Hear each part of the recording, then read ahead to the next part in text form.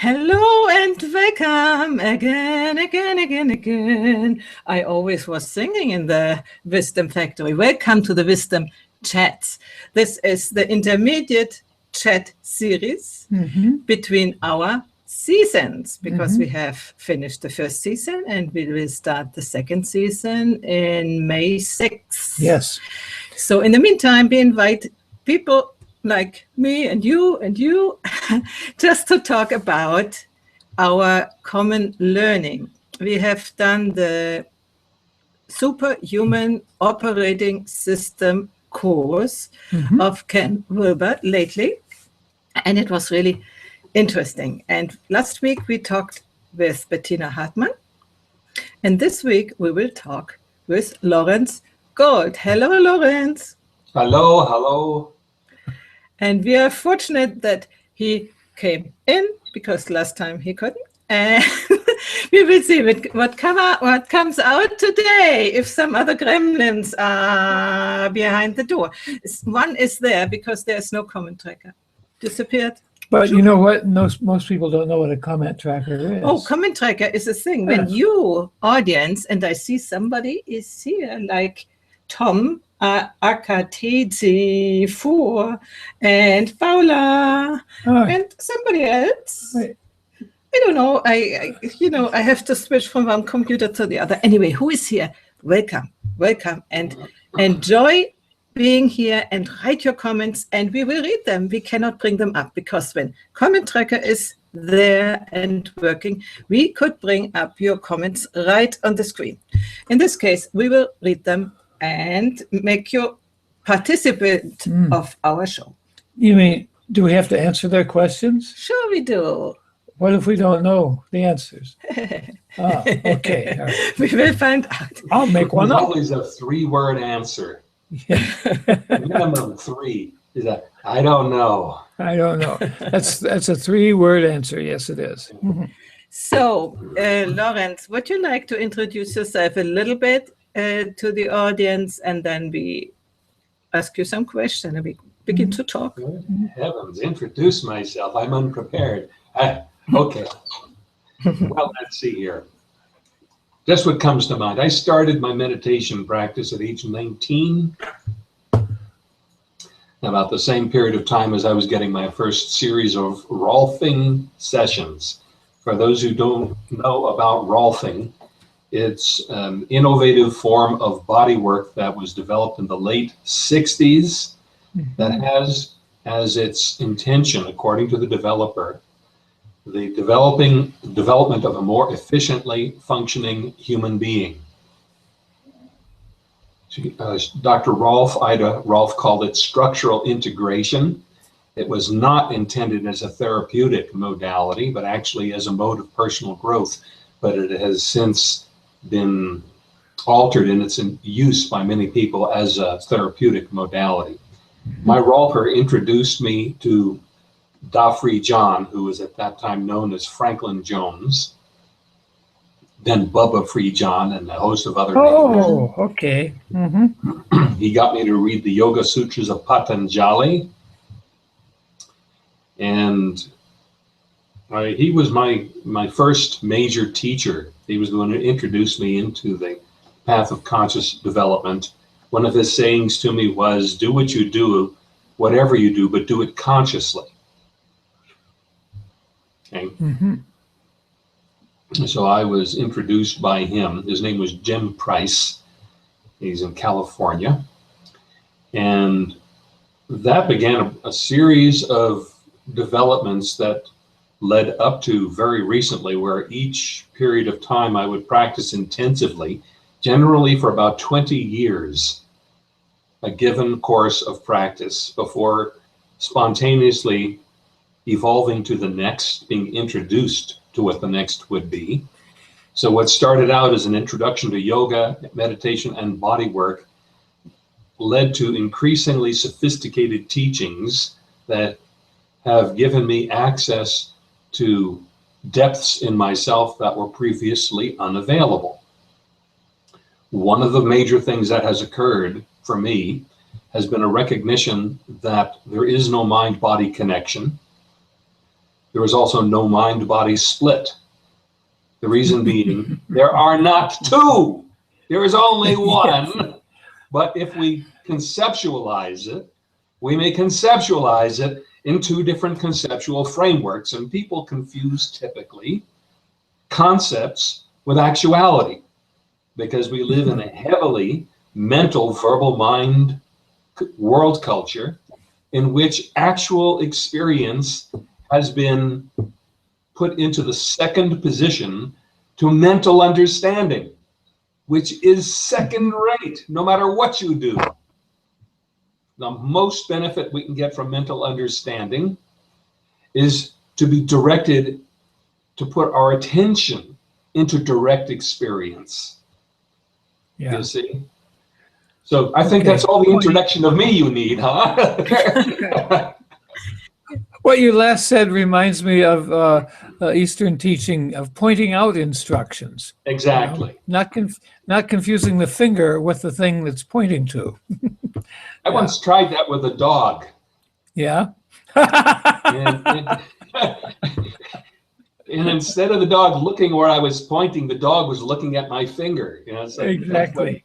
and this is typically what happens often with pointing out instructions, is that people get lost in the instructions and the word meanings of the instructions and don't have the wherewithal, the resources developed in them to attend directly to what the instructions are pointing to. Well, you know, this brings up a question, because we've just finished this Superhuman Operating System course. Yes. All three of us. Heidi was an auditor, shall we say. That is, I Yes. paid and she listened. You know. She looked over your shoulder and listened. Yeah. Yes. And there were an awful lot of words in that course. You betcha. Yeah. And so I'm just wondering,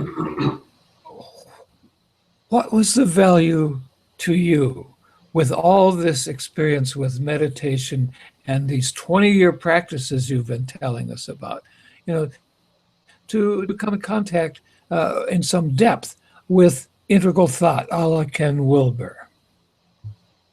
Well, I have been reading Ken Wilber for decades also. The same individual that Rolfer one day brought to his house, we were guests visiting, he brought out a copy of Up from Eden. Oh, wonderful. And I had seen the Atman Project in the local bookstore, and so I was familiar with Ken Wilber for a long time, and I got the original program, the Superhuman Operating System, long before this course, when it was presented on, I think it was a DVD set. So without elaborating further, let's just say I was fairly familiar with the full structure of what the Super Operating System comprises before I took that course. Okay, I would like to ask you, when you hear superhuman potential, or what we call our show now, no? Or superhuman operating system, it sounds a little bit presumptuous, maybe arrogant, presumptuous, arrogant. What is your understanding of this superhuman thing? Okay, it comes down to one word: integration. Now, as people develop, we gradually bring online different faculties in ourselves, which in the Superhuman Operating System, they call lines of intelligence. And as examples, we have people who have musical talents. So they have a musical line of intelligence that's available for development. There's mathematical, linguistic, emotional, and according to Ken, about 20 other identified lines of intelligence. These are brought online not all at once, not all at the same time for the different lines, and not all at once on off for any given line. It starts out gradually, and it goes through the stages that have been described as unconscious incompetence, conscious incompetence. That means you know you don't know enough about something. Well, I'm that far anyway. Okay. Me too. Yeah. And then conscious competence, and that's where you're deliberately acting. And this is the person who's undergoing a process of mastering something. Okay? And then they call it unconscious competence, which really should be second nature competence. So the development of the lines of intelligence undergo those general steps. And without getting into too much detail, let's just say that when I said integration, it means that we don't awaken all of those all at once. They often awaken at different times and to different degrees, and we become more and more capable in those different areas. Now, one of the lines of intelligence has been called spiritual intelligence.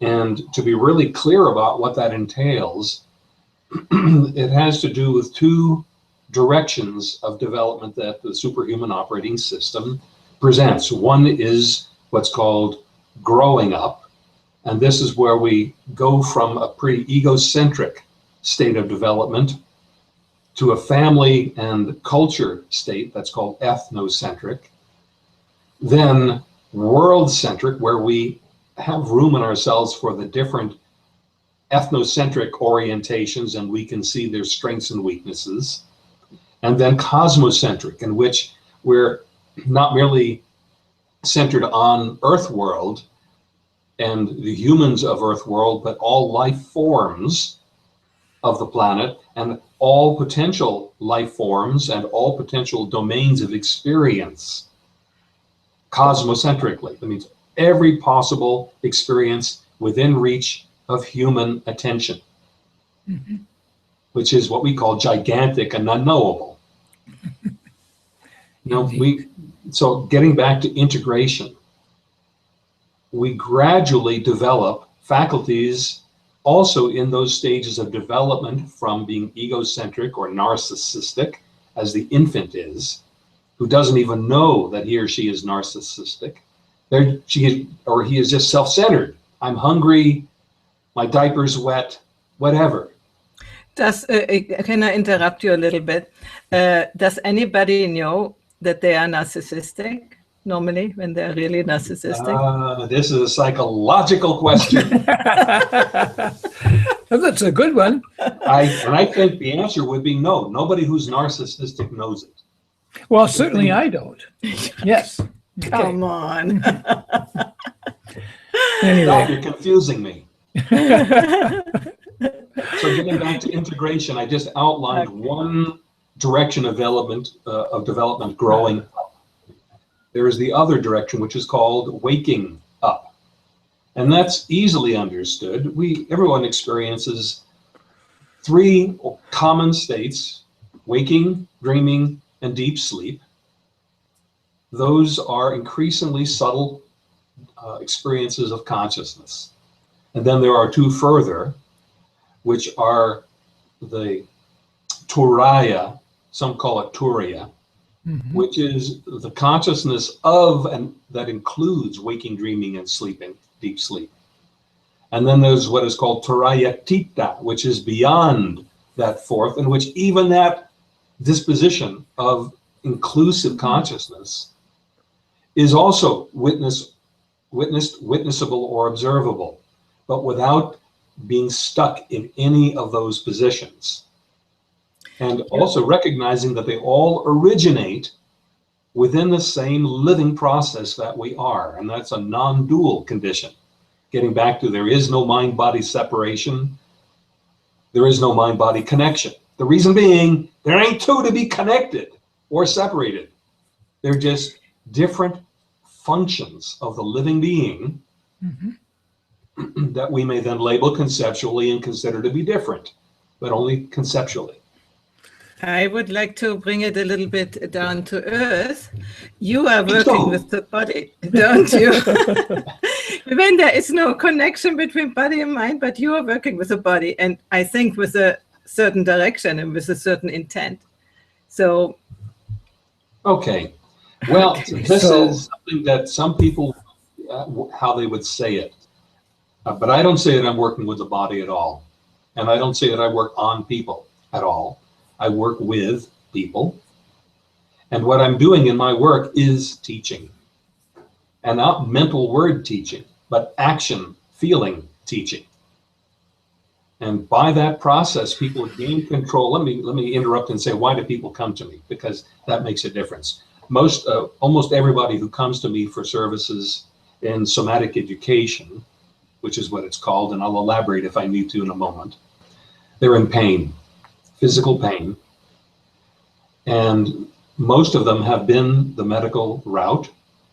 They've been also to body workers, acupuncturists, osteopaths, physical therapists, and have not gotten what they needed. And the reason being that all of those approaches are working as if they're working on a body, and the person is kind of passively receptive to all of that. Yeah. Okay. My work requires 50% participation from my clients, 50% from me, and what I'm doing is, in effect, pointing out instructions. Only the purpose of these instructions is to get them to do things and to notice what those things feel like as they do them. And by that means, they're creating memory impressions in themselves, of themselves, which are different from that, or those memory impressions that go along with their pain that they walked in the door with.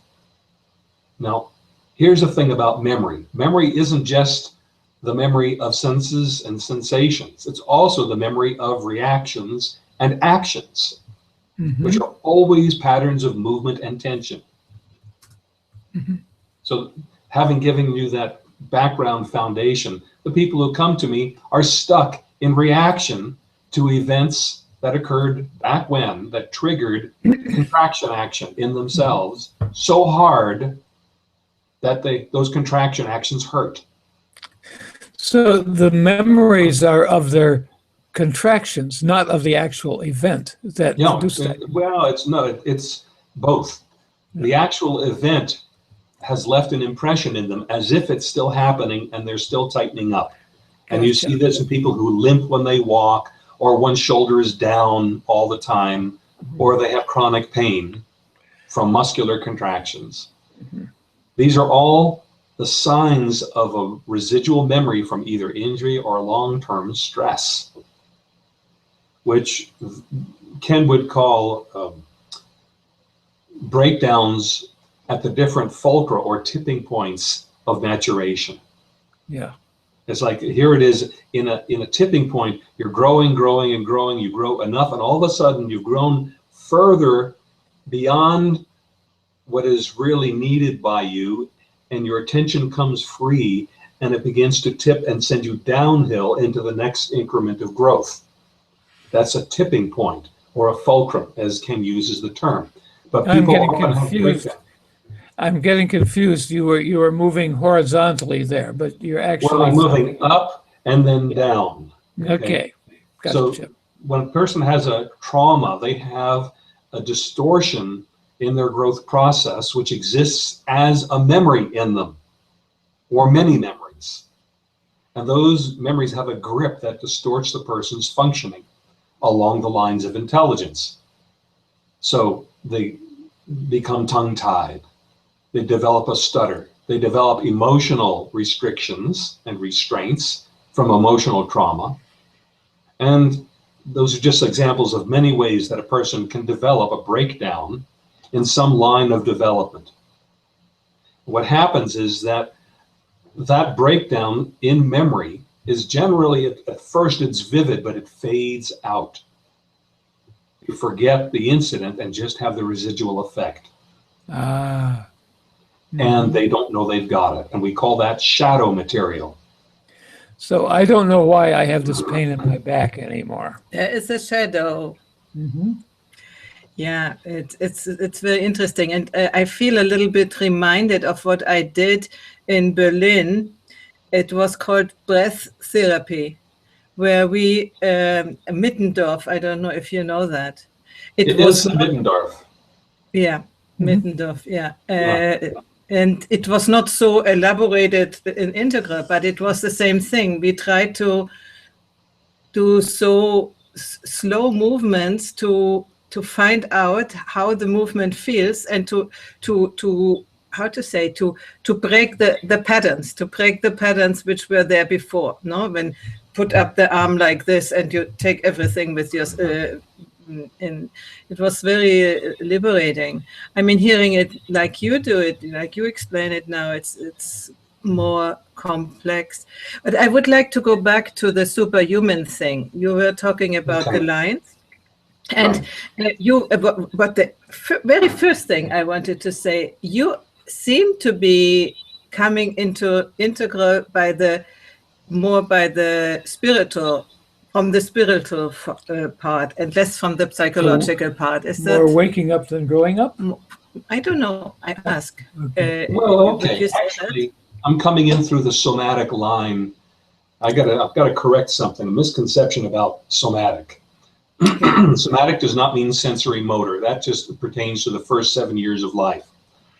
Somatic is a description of the human being as the aqual or 4-quadrant matrix that Ken Wilber synthesized.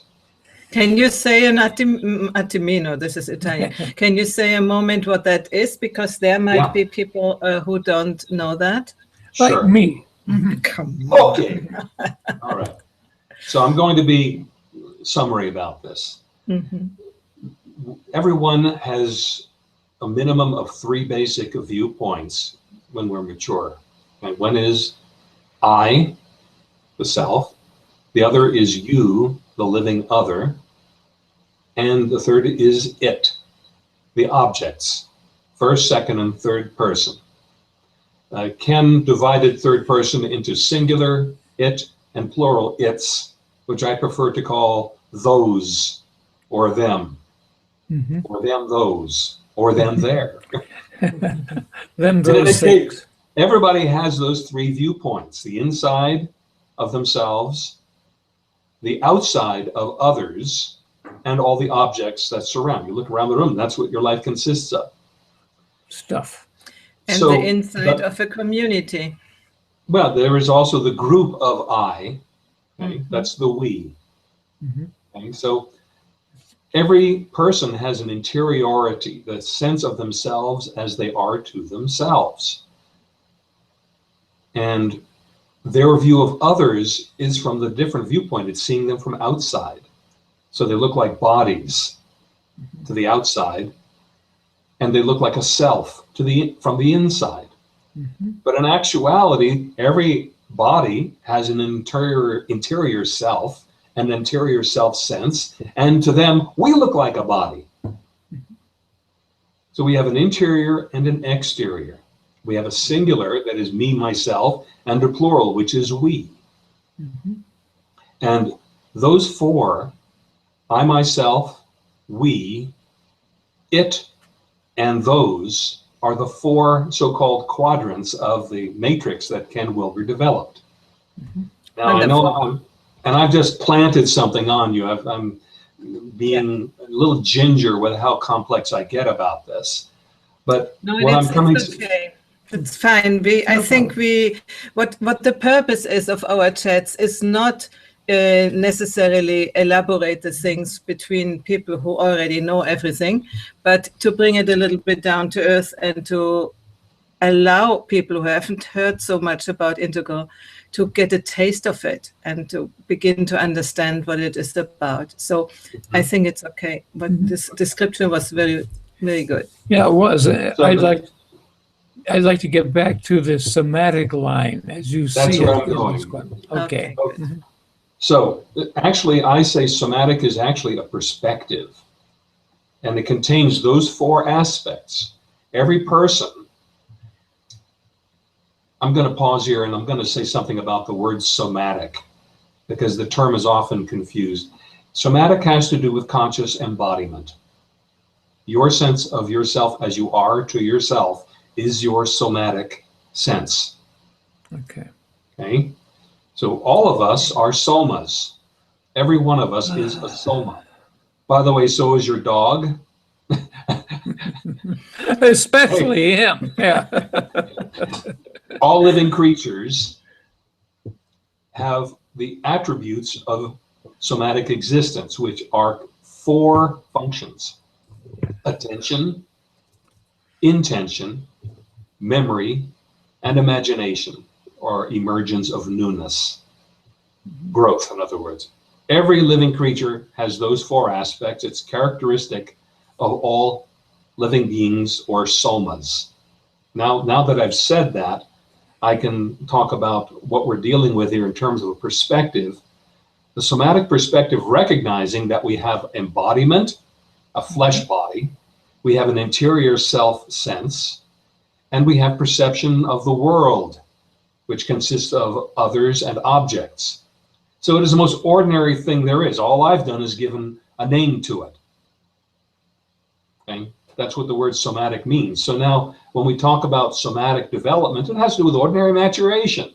You start out as a dependent child, egocentric, concerned only with your own needs, and you gradually grow in inclusiveness to include others, first your family, then your friends, then society at large, then maybe your ethnicity, your nation, the world, the cosmos. You see how I've stacked them up here, okay? Sure. All of these are developmental potentials of somas, or living beings. Okay, yeah. Gotcha. So I came in through that perspective, and in that perspective, I was taught meditation. That's in the I space. I was taught various disciplines, let's say physical disciplines, movement disciplines. And those movement disciplines, while learned in the it space, or from the you space from a teacher, is experienced internally. When you do hatha yoga, there's a feeling for it. There's an interior experience and an external look. Yeah. And spirituality is nothing more than the progressive development of somatic faculties. It's inherent. That's what it is. They give the name spirituality, and immediately it implies some sort of wraith-like, disembodied consciousness. Ain't no such animal. Yeah. It's always embodied in some form or other. Oh. This is so relieving, because I have Sure. the idea, not the idea, the impression when people talk about spirituality that they go somewhere and leave the body behind. Yeah. And the more out of body experiences, the better. So, Yeah, that's a pathology. It's a It is. dissociation. Now, what happened? Here's the really weird thing. People think that they can transcend the body by somehow going into the consciousness. It doesn't work that way, because the effort of doing that is a contraction in them. It's an internal effort of stress. If you really want to be free of the mind body, you've got to go straight in and integrate all of the shadow material that is running rampant in your life. Integrate means to recognize that it is, I'm going to say it differently because it's more than recognition. It's experiencing it as your own actions. Many of them gone automatic, inherited from the family, the social culture, mass media, education. They're all memory patterns that have been inherited that have a corresponding external aspect to the memory, which is an internal aspect, and the external is behavior, what's observable by others. yeah. The internal and the external are the most ordinary thing there is. Spirituality is the inclusive awakening of our faculties. And remember, I said unconscious incompetence and went through, I would call it superconscious competence. That's how I would state it.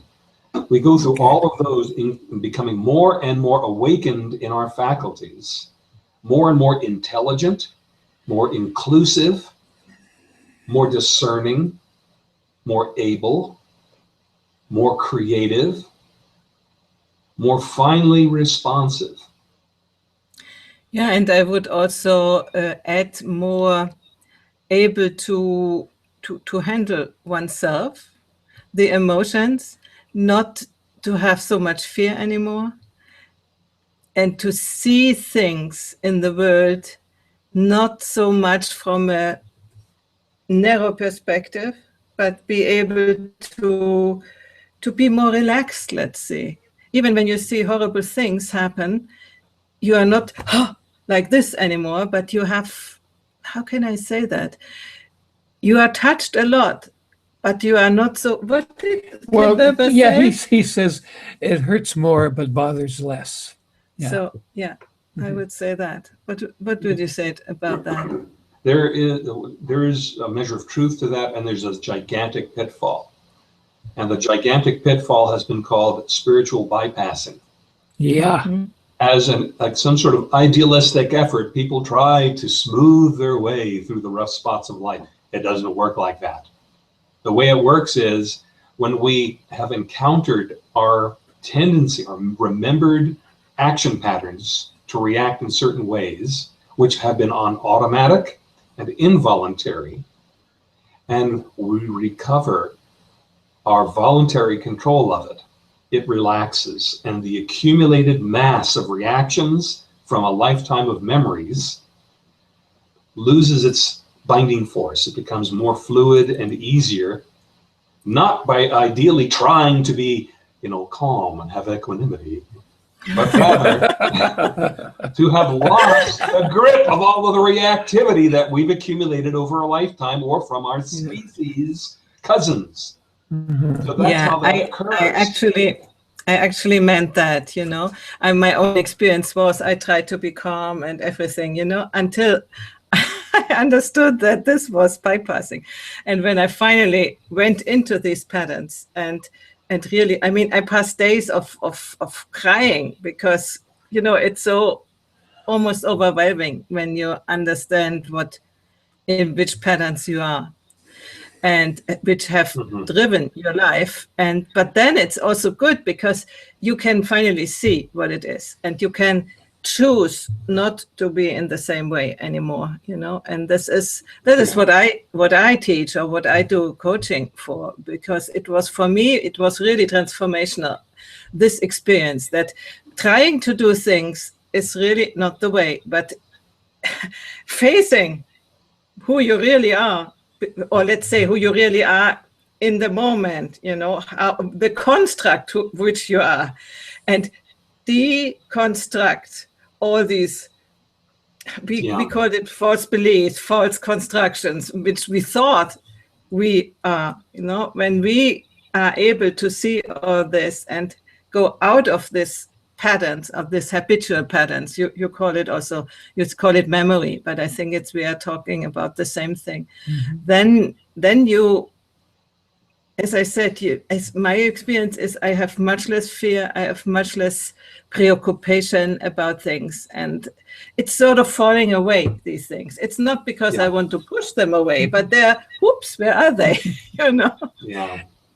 Let me take a moment. I want to correct something here. Okay. It looks like my camera is kooky. We see you. I don't like a kooky camera. I like my camera to be upright. There we go. Okay. Okay. So now, remember I said earlier, integration is the name of the game, and you just described it in a certain way.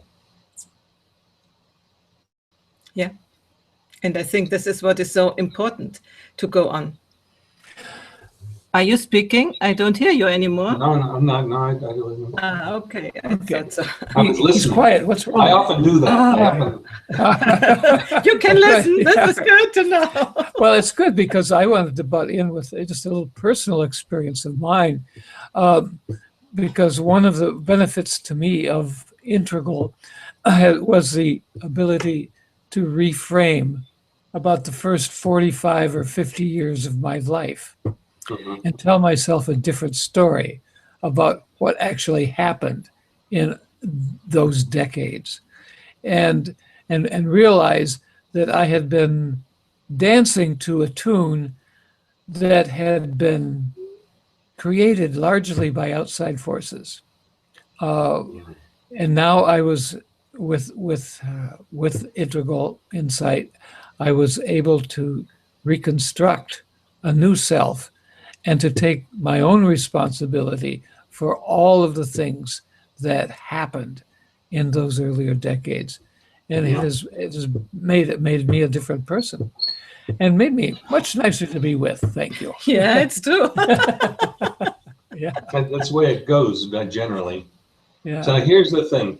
Again, another pitfall we want to highlight is to think that we can go after those things with the mental faculty, meaning that understanding is sufficient. Oh, I understand why. It isn't. This is not sufficient, but it's important. It's important. It's a handle. Again, it's a pointer, but it's a pointer to the feeling state that underlies all that stuff. People often try to understand their way into another state, and it doesn't work that way because the state they're in is mental state, and you can't get out of the mental state through the mental state. Yeah, and that was what Freud thought was sufficient, I think, in his work. Well, he was getting people to confront the resisted material in themselves and to have an experience of it, and in some cases to have a catharsis, which is an event in feeling that occurs. But it was always driving people into an awareness of what was unconscious in them. Yeah. Yeah. I wanted to say a thing.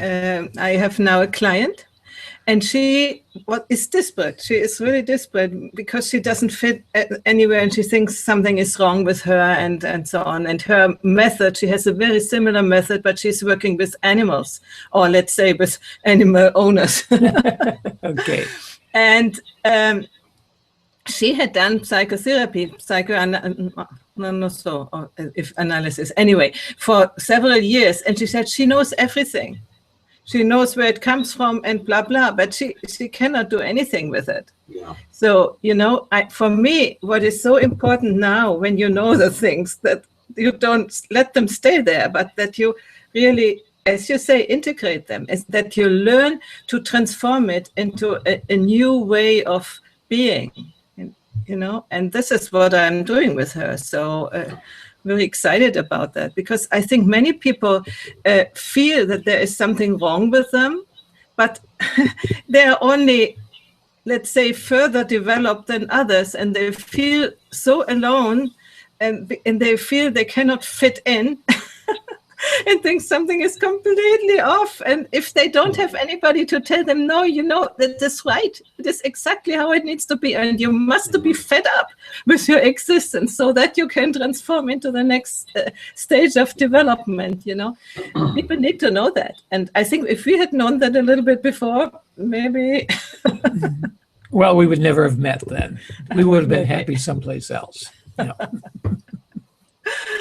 Okay. So we're bridging into something I was leading to. Okay. Which is that mental knowing is not enough. What is necessary is internal self-awareness. Now, most human beings come through stages of growth in which we become more and more aware of the world around us. And if the person's really aware of the world around them, they're called worldly. And they're considered mature and sophisticated.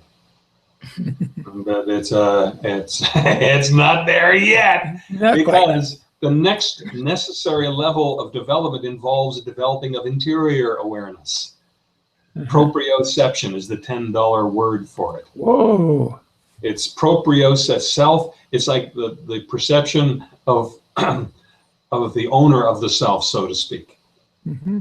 Who's doing all this stuff? Well, let's see, it's all my internal feelings are whatever they are. That's the developmental process that people must undergo. It's not sufficient to know. We must also feel directly.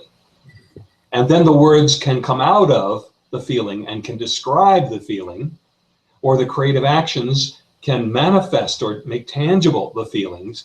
But first, the proprioception, or self-awareness, internal self-awareness, which is not analysis. It's the kind of awareness we have. Let's say you're chewing something, you feel your jaws moving. When you're feeling sad, you feel your chest feels tight around the heart, perhaps. Internal feeling, not the thinking analysis. Go ahead. I want to put in something else of my experience. I was teaching singing because I taught myself singing, and exactly by that, by feeling into it, feeling into your body, feeling when it is right and when it is wrong. And from there, create your own sort of grammar to know what you need to do and what your body needs to do. Because often we do, as singers, they do too much. They must allow the body to do it by itself. And it's often that the head comes in and wants to direct everything. So for me, singing is a perfect way to come into awareness of all these things, the psychological part, the physical part, the thoughts which are interfering, and the ideas what should be. And you know, it's exactly that. It's exactly that you can learn to integrate it, but first you need to know. First you need to know, otherwise you're an automatic. Yeah. Otherwise, in singing, so many people just sing in some way and have no idea how it works. And then there comes the first problem. And then, oh, what is it? And they don't know how to reconstruct, how to re-find their voice in their bodies, in their souls, in their minds, and wherever, you know. So just, it's interesting. So and you should hear her voice. I'm sorry, what? Oh, well, you're describing a person who has that unconscious competence, encountering a difficulty, and they don't have conscious competence sufficient at that moment to make the change. So they're going through that stage from unconscious competence now to conscious competence, and they become further and further masters of whatever they're doing by moving in that direction. If they do, otherwise they go into the unconscious incompetence. Yeah, that's right. Now, there's always, by the way, a stage between the unconscious competence and the conscious competence, which I call the zone of incomprehensibility, which in the Zen tradition they call beginner's mind. And in the zone of incomprehensibility, we don't know what we're doing. We feel perhaps stupid. We feel lost. Even if we're underway and making the necessary growth process, we feel like we don't know. And people tend to resist that feeling because people want to feel like they know, and thereby they pull themselves back into the unconscious competence, or maybe even the unconscious, confuse the unconscious incompetence with the zone of incomprehensibility, which is their passage from one state through the unknown of newness into the new competence. And Absolutely. people must develop a tolerance and an appreciation for the zone of incomprehensibility. Many people spend endless years trying to get to the zone of incomprehensibility, but they don't know how. I think this is a question of allowing it. It's certainly that. Yeah. So I think it was a wonderful chat we have. We are at the hour. We have 45 minutes programmed for that. Lawrence, next week, I hope we have somebody else then too, if you want to come back. And all the viewers, I see. Did we get any comments? Oh, Tom has put a picture in. I asked him to put a picture in. Oh, good. All right. Hey, Tom. Wonderful. Easy. Yeah, and connect with us. We would like to know who you are, okay? Write us a message or however you want to. Wonderful. So thank you, Lawrence. Thank you, Mark. Thank you, me. Oh, thank you, Heidi. Yes. Thank you, for Lawrence. this chat. And it was really, you have shared a lot of your insights and really well explained. And I hope our viewers could get the maximum of insight out of it. And who will watch it on YouTube, please leave your comments, leave your questions, even here on the event page. We will come back and answer them as far as we can. Otherwise, we will chat again about the topics. Okay? Okay, well, one more thing for people who want to get access to the line of development we've been discussing. You'll see in my, inset window, Full Spectrum Somatics. And this is a blog, and there's a clickable link there, at least I think it's clickable, that gets people to the place where they can hear very many facets of somatic education, which includes all of what we've been discussing, meaning the SuperHuman Operating System is a system of somatic education. from the somatic perspective. And that's Cool. Yeah, there. thank You have you. it. All right. Thank you. This was a very good definition of somatic, which I've never heard before, and I really will internalize that. Thank you. Yep, I have to work on that a little bit because it's different than I would have guessed. Yes. Guessing That's is not good. knowing. We should always ask the experts. All right. Okay, thank you very much. And bye-bye, everybody. See you next week. Okay. Bye-bye. Bye-bye.